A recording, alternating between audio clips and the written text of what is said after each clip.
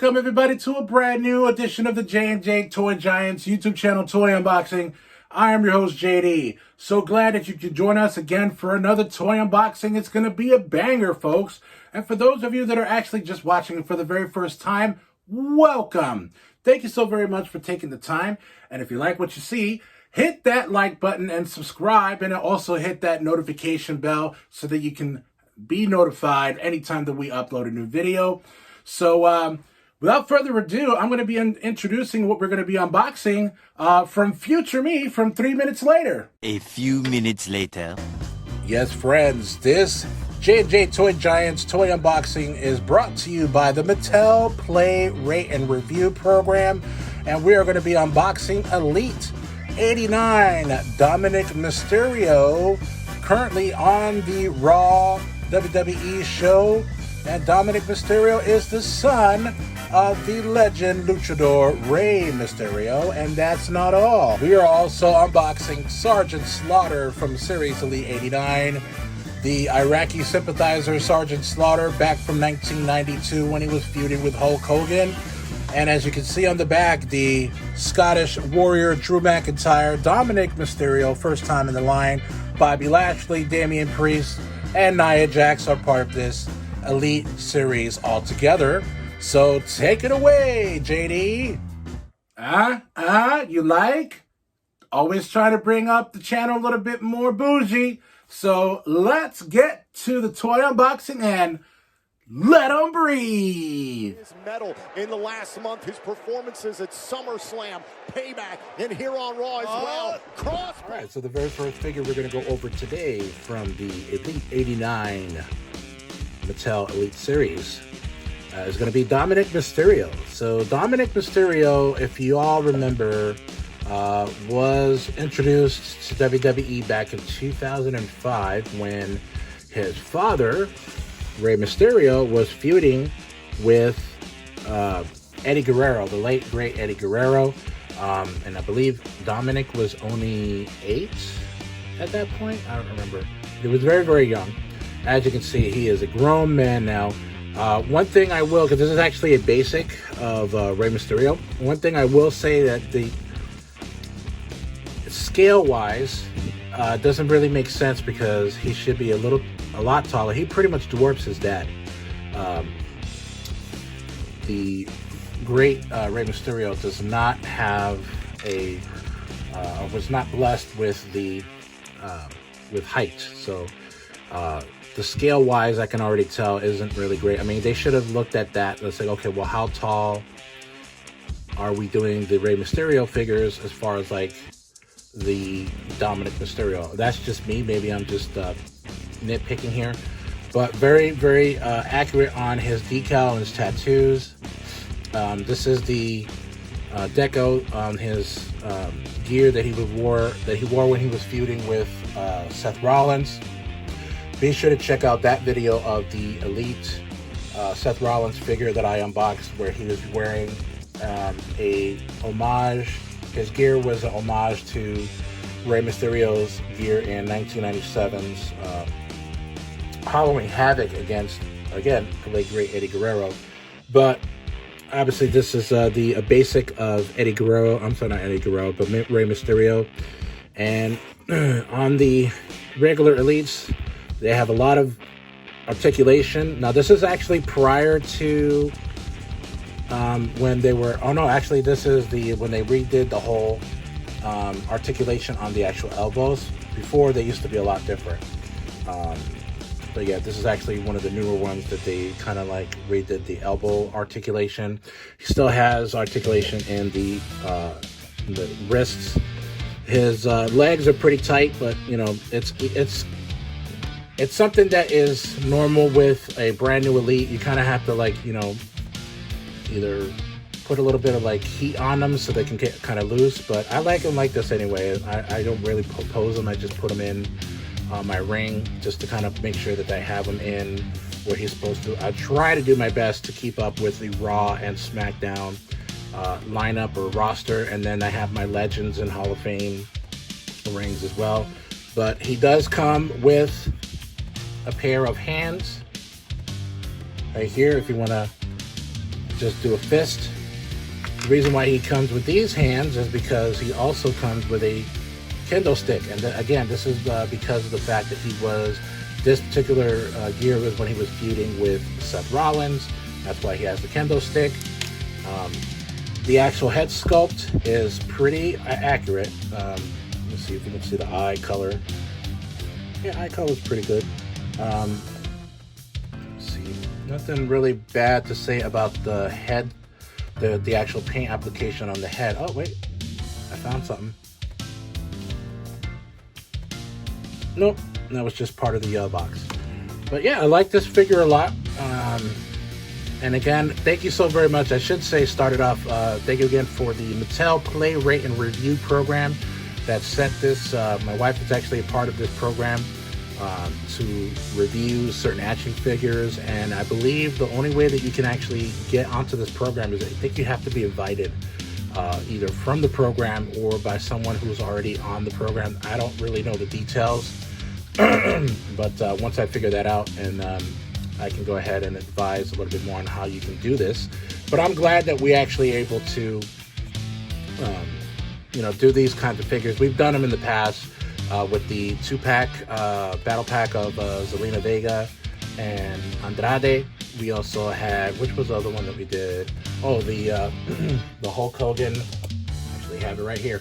The Hulk Hogan Superstars line that replaced the retros. So that was one of the ones that we did. And then we also did the Mega Construct. So we've done quite a few of these actual Mattel Play, Rate, review unboxings. So this is pretty good. So like I said, the deco on his gear is pretty cool. And so it's almost kind of like his dad's gear, but he has to kind of like do a little bit. He used to have a hoodie on here, but I guess this is the one where he didn't have the hoodie. The articulation on the ankles are also pretty good. A little tight, but he's just right out of the box, so not bad at all. I have no complaints other than the scale. As far as like when you put him next to Rey Mysterio, he's a little bit too short for my taste, but that's like that's really nitpicking from there. So let's go to the next one. We're gonna take the immortal slime, the ultimate puke, and take our general, Adnan, into the ring in the gambling capital of the world, and we're gonna defeat him. And we're gonna go clean up at the box office. We're what's happening now, and you guys are yesterday's newspaper. Yeah. All right, so rounding this out for the Elite Series 89, brought to you by the Mattel Plate, Rate, and Review, is Sergeant Slaughter, the Iraqi sympathizer from his heel gimmick back in 1992 when he was feuding with Hulk Hogan. The reason why he was feuding with Hulk Hogan is he was an Iraqi, or Sergeant Slaughter, I should say, was an Iraqi sympathizer because we were going through the Gulf War at the time. So they wanted to develop a storyline that was kind of hitting close to home. WWE tried to do stuff like that, or was known as WWF back at the day. Try to do something like that to kind of gauge people's attention and be entertainment. That's why they pride themselves as WWE, because they're all about entertainment, not just professional wrestling. So he was dressed up as what you would normally see a sergeant in the Iraqi army, and so he was wearing the beret, he's wearing the glasses. Now he does come with some extra hands. A second here. Does come with some extra hands here, so if you want to do another pointer on his left hand rather than his right hand. He does also come with some elbow pads, because so you can actually take off his shirt, and then he's already in his ring gear that he used to wear. This is pretty much what he wore even before his heel turn. As an Iraqi sympathizer, this is pretty much what he wore. His boots are a little bit different. I think they were kind of like army boots rather than, well, these are army boots, but they're like more of like his camo. They had camo colors on his boots, but that's the reason why they come with these elbow pads. And you can see these are removable, and it also again have the newer, or no, actually no, this doesn't have the newer articulation on the elbow. So you can see these pin on the actual arm, and then so on this elbow is used as a pin. They don't use the pin elbows anymore on the newer versions of these Elite figures. They're now like this. They're no longer like this. So that's actually interesting to see, because I thought all of these newer Elites, when they started with the new boxes, like I just showed you, that they all had the new pinless elbows. So that's very interesting to see that this one actually does. Maybe perhaps that they kind of decided that they wanted to do it differently while they were in production. That could probably be the case. But yeah, I mean, this was Sergeant Slaughter. Now, he wasn't as muscular. He was never a muscle guy. Even when he was in the AWA and then he came to WWF, he was never a muscle guy. Like, it was only until he did the G.I. Joe series where they kind of drew him as like a muscular guy, and I'm guessing that's why they wanted to kind of make it look like he had some muscles here. But this is not as accurate as far as body type wise. Hair, great, you know, because he was kind of a balding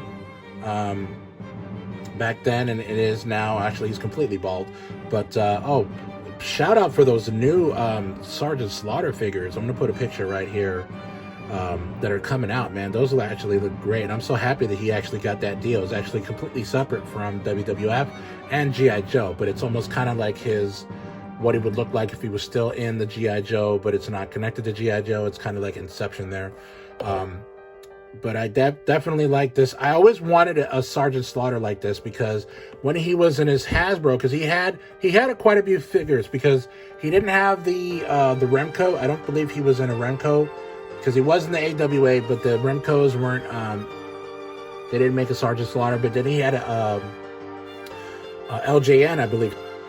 Yeah, he did have an LJN, and then he had a Hasbro, and then he was in the bone crunching action, but at that point in time he would already been retired, and he was like one of the agents, and so he was kind of like one of the McMahon's stooges. So I believe he did have a bone cruncher. I'm gonna try to see if I can find a picture here, but he wasn't a wrestler Sergeant Slaughter, and I think they didn't do wrestler Sergeant Slaughter again until the Classic Superstars, which I also have. So this is his Classic Superstars from when it was Jakks Pacific had the line of Sergeant Slaughter. So this is pretty much what he looked like when he was a babyface. And so you can see what I'm talking about. His boots were different. They were kind of like this, and now you see him like this with the Elite 89. So they were different. So he had this Jakks Classic Superstars, and then after that, I don't remember him getting an Elite. I got to double check that. Yeah, he did have quite a few Elites. So based on my research, he got, and I don't know exactly what came first, the chicken or the egg kind of thing. So he had his Legends Series 1. So he was in the first Legends Series, and that was his kind of like his AWA early WWF gear that he was wearing. And then he had basic WWE Basic, and then he also had his Hall of Fame series. I forget what Hall of Fame series that was, but he did get a Hall of Fame series. And then also he just recently got his Ultimate, so he's part of the Ultimate series as well. And then of course now he got the heel, Iraqi sympathizer Elite 89. So he's had quite a few figures over the time of his career, and that's actually good, because when these wrestlers that you don't understand, a lot of people don't understand, when you stop wrestling, okay, as far as like WWE is concerned, I don't know if it's the same with any wrestling promotion. When you stop wrestling, like, that's it.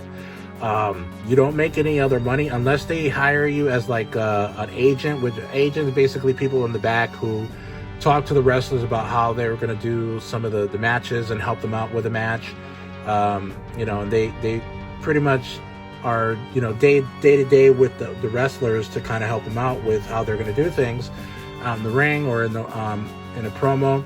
And now they have writers and stuff like that, but they still have agents to help out with like matches and whatnot. And then if you don't get hired as an agent, they may get you as a writer, or you may be like an ambassador, which basically they just put you on a Legends line, and they, obviously you get, merchandise, and you get to be an ambassador for the WWE or any wrestling promotion.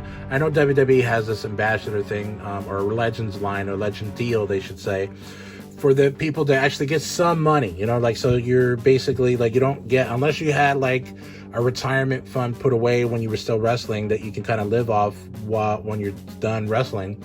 They don't have like a 401k kind of thing. So they are considered independent contractors. It's another story for another time. If you actually want to go deep into how like not fair that is, watch Tonight with John Oliver on HBO. He does an expose on how the WWE does business, but that's not for me to, go into my little spiel there. Sorry, I went down the rabbit hole and I didn't know where I was going. But going back to what I was saying, so Sergeant Slaughter did have quite a bit of figures. I didn't really know until I just did the research just now to see exactly how many he had. And so it would have been nice if he had a Remco. He would have kind of completed that whole figure.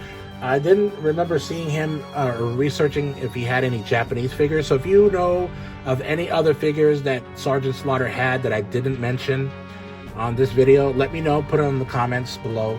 But yeah, that pretty much does it for this edition of the Toy Unbox. Thank you so very much again to the Mattel Play, Rate, and Review for supplying us with this this unboxing for today's video, and I'll be right with you in a moment. Well, that does it for this edition of the J&J Toy Giants YouTube channel Toy Unboxing. Again, I'm your host, JD. Be sure to like and subscribe, and also follow us on YouTube, Instagram, Twitter, and Facebook, and follow us on TikTok. And also follow us on Twitch. We've been doing some Twitch streaming for the last couple months. It's been so awesome to be able to do that and incorporate what we're already doing. And again, if you were just actually looking at us for the very first time, hope you like what you see. And be sure to have a great weekend and keep on cruising. See you later.